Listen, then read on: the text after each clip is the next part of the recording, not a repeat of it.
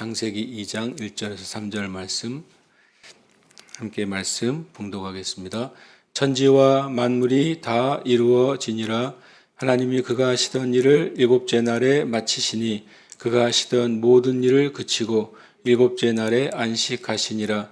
하나님이 그 일곱째 날을 복되게 하사 거룩하게 하셨으니 이는 하나님이 그 창조하시며 만드시던 모든 일을 마치시고 그날에 안식하셨음이니라. 아멘. 이 창세기 1장은 하나님의 이 땅을 창조하신 하나님의 질서와 또 하나님의 과정을 보여주고 있고, 특별히 우리 자신이 근원이 어디인지, 우리 자신에게 주어진 참된 삶과 목적이 무엇인지를 말씀해 주셨습니다. 창세기 2장에서는 이제 일곱째 날에 대해서 나오고 일곱째 날과 안식일에 대해서 말씀하고 있습니다. 또 창세기 2장은 이 1장의 창조 중에서 인간의 창조에 대해서 훨씬 더 자세하게 이제 다시 한번 말씀하시면서 인간의 창조와 또 인간을 주님께서 살도록 계획하신 에덴 동산, 그리고 하나님 주신 첫 번째 계명의 내용이 창세기 2장에 나와 있습니다.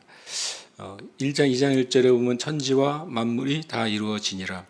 어찌 보면 1장에 이제 붙어 있어야 될 문장이기도 하고, 또 한편으로는 이것을 선언함으로써 새로운 시작이 나타내기도 합니다.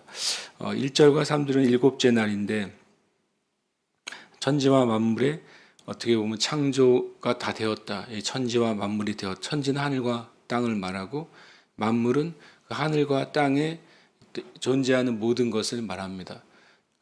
하늘과 땅은 이제 어떻게 보면 모든 피조세계의 배경이고, 그 위에 하나님이 계획하시고 목적하신 모든 피조세계, 그것은 만물이죠. 그것이 다 이루어졌다. 원래 히브리어의 의미는 어떻게 되냐면, 그것이 다 줄을 잘 서서 온전히 질서가 잡혀졌다, 이런 의미로 되어 있습니다. 마치 1000명의 군대가 운동장에 서 있을 때 그냥 자기 마음대로 서 있는 것은 실은 제대로 된 군대의 모습이 아니잖아요. 그러나 만약에 군인들이 줄을 맞추고 도열해서 서 있다면 정말 이제 군인다운 모습을 보게 되잖아요. 이 다 이루어지니라, 그 말은 모든 만물의 위치가 하나님의 계획대로 되었다는 것이고요. 또 모든 만물의 움직임이 다 하나님의 계획대로 그 질서를 가지게 됐다는 것입니다. 하나님이 이 하늘과 땅과 그 안에 있는 모든 피조세계를 만들으셨을 때, 그것이 그냥 가만히 어떤 미술가의 작품처럼 그냥 딱 고정이 된 것이 아니라 모든 만물이 다 움직이잖아요. 모든 만물이 다 끊임없이 움직이게 창조하셨는데, 그것이 모든 만물이 다 서로가 연결돼서 움직이고 다 서로가 작용할 수 있도록 창조하신 것입니다. 과학자들이 밝히면서 알게 된 것이, 돌이나 쇠나 우리가 보기에는 100년, 1000년이 지나도 그 자리에 있는 것 같은 그런 물질들도 실은 그 단위를 원자 단위로 가면 끊임없이 진동하고 있다는 거예요.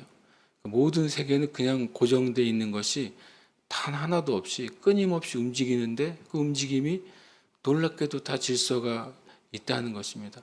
아주 먼지 하나도 그 질서가 있다는 것을 과학이 이제서야 이제 깨닫게 되는 것이죠. 그것은 하나님이 창조하실 때 그것이 온전히 이루어진 것입니다. 창조의 질서 원리, 작용 원리, 그리고 그 안에 또 시간이 지날수록 그 안에서 일어나는 변화까지도 하나님의 그 모든 다 이루어지니라, 이 안에 그 모든 것이 포함이 되고 있습니다. 하나님의 창조가 얼마나 놀라운지, 그 창조의 처음에 이루어졌던 그 모든 질서가 지금까지도 이어지고 있다는 거예요.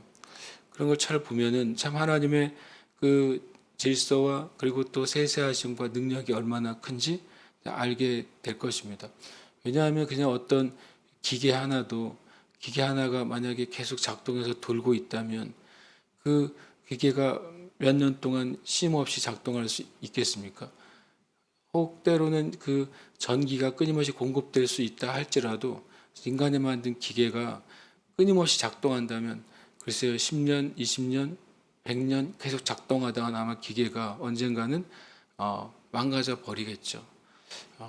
그게 이제 사람이 만든 것의 한계, 또 세상의 한계입니다. 그 어느 것도 그 움직임과 그 작동이 영원히 지속될 수가 없어요. 그것이 우연히 이루어질 수 없거니와 우연히 이루어진 그 일이 계속해서 지속될 수가 없는 것입니다. 이것은 온전히 이 온 세상이 돌아가는 것을 보면 초자연적인 존재가 있다는 것을 실은 깨달아야 되는 게 정상적인 것이죠. 그리고 초자연적인 존재는 단순히 어떤 능력의 또 파워가 아니라 인격을 가진, 그리고 온전한 지성과 인성과 온전한 성품을 가지신 존재, 그리고 무엇보다도 모든 피조 세계를 사랑하시는 존재, 바로 하나님 한 분뿐이라는 사실을 우리가 깨닫게 되는 것입니다.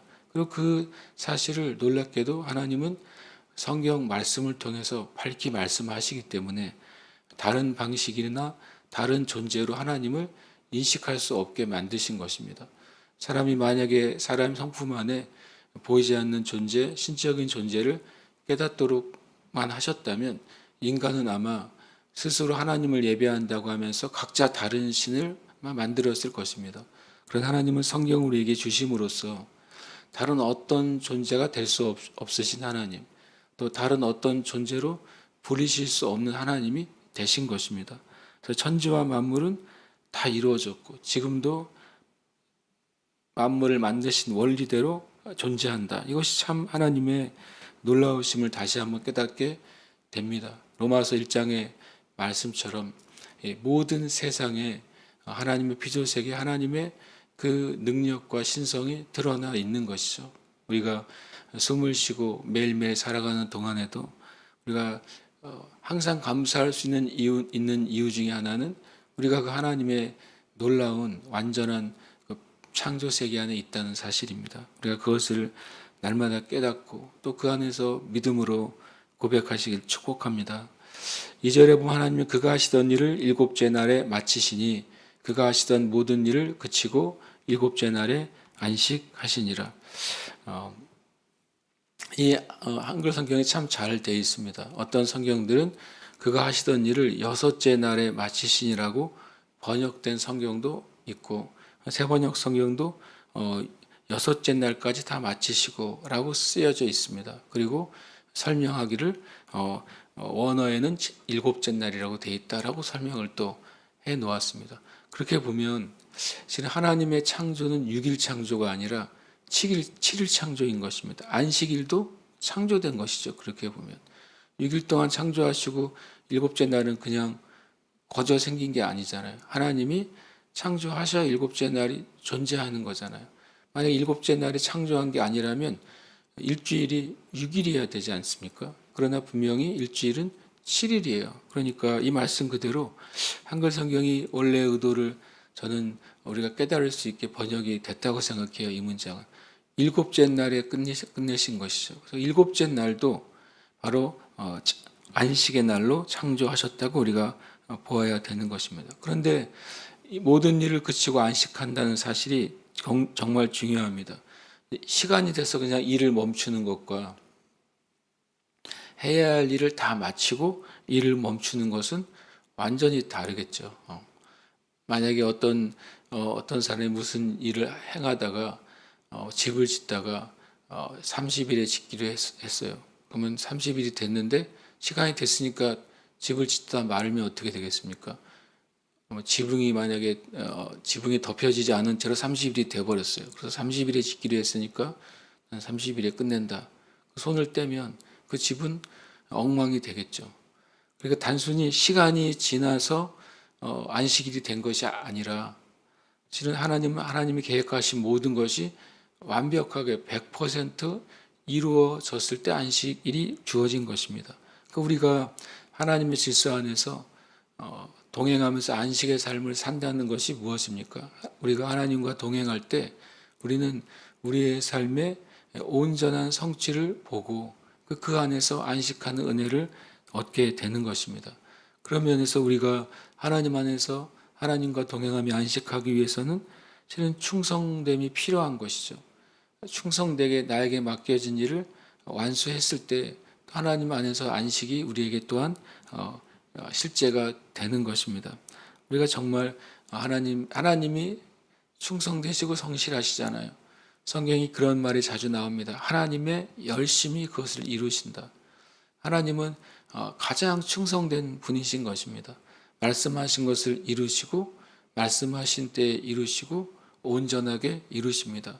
하나님의 형상과 모양을 가진 저와 여러분도 그러한 삶으로 하나님이 부르신 줄 믿습니다. 우리 각자에게 주신 삶을 우리는 온전하게 마치고 이루는 사람이 될 것입니다.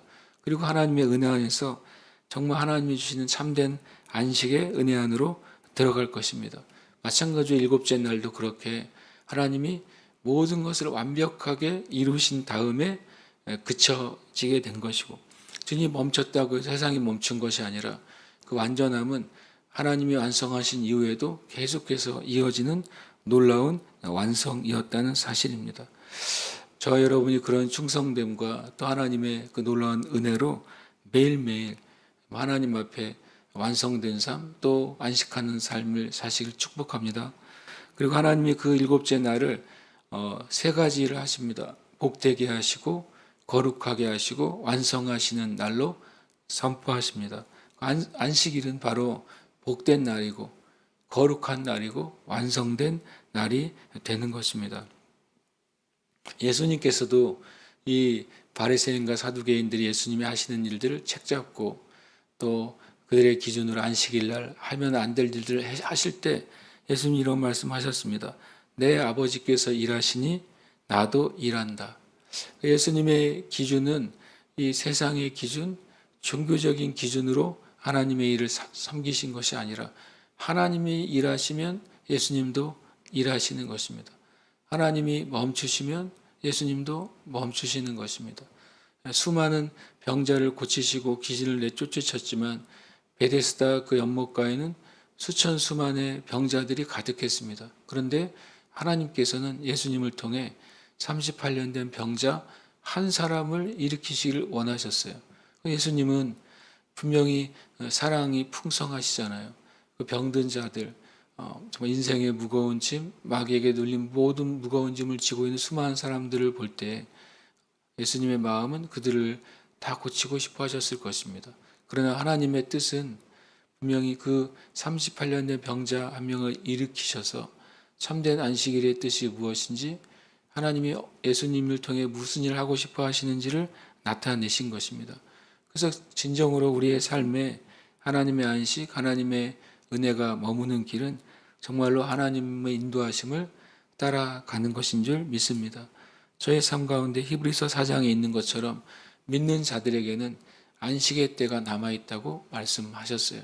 하나님과 동행할 때 참된 안식의 삶, 참된 성취의 삶, 참된 거룩과 복이 충만한 삶이 저 여러분 가운데 임하시기를 축복합니다. 함께 이 시간 기도하겠습니다. 예수 그리스도로 말미암아 하나님과 화목하게 된 그리스도인으로서 성령의 충만함과 진리의 말씀 안에서 자유와 안식의 삶을 살게 하소서. 함께 기도하겠습니다. 하나님.